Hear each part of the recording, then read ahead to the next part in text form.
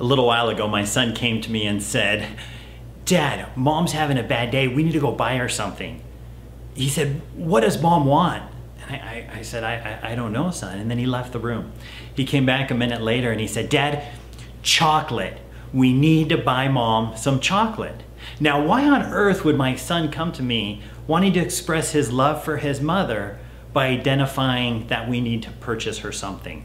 Well, Gary Chapman wrote a book called The 5 Love Languages. And if you haven't read that book, you need to. If you are a parent, you need to. If you are in a relationship, you need to read that book. And if you have read that book, you need to be able to identify what your love language is and the love language of your significant other and the love language of your children. You see, my son's primary love language is gifts.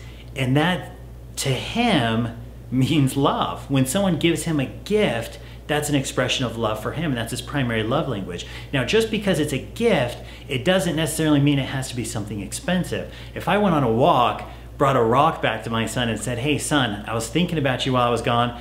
I brought you this rock that I found," it would mean the world to him. That would fill his bucket. Now, my other son would handle the situation a little bit different. He would go to my wife and say, "Hey, Mom, you look like you're having a bad day. Do you want to play a game? Do you want to play on the computer together?" You see, because my other son's primary love language is quality time. Now, the other 3 love languages are physical touch, words of affirmation, and acts of service. Now, in my parenting seminars, I teach that no tool or technique can compensate for a lack of relationship between a parent and child. And Gary Chapman's 5 love languages is a fantastic way to identify what your child's love language is and to be able to capitalize on it and focus on their love language to have more of a connection and to build a better relationship.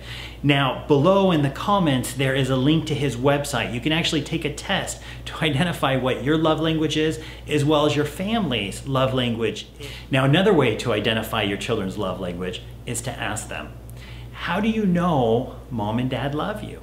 What is it that we do that causes you to feel loved? And then just listen. Now, I'm also going to post this video on my Facebook page, and I invite you to identify what your love language is down below in the comments and identify how you feel loved by your significant other. And I also invite you to tag your significant other in the comments below to remind them what your love language is. Good luck to you as you continue to build incredible relationships by focusing on the way in which others receive love and helping others to love you by identifying the ways in which you receive love.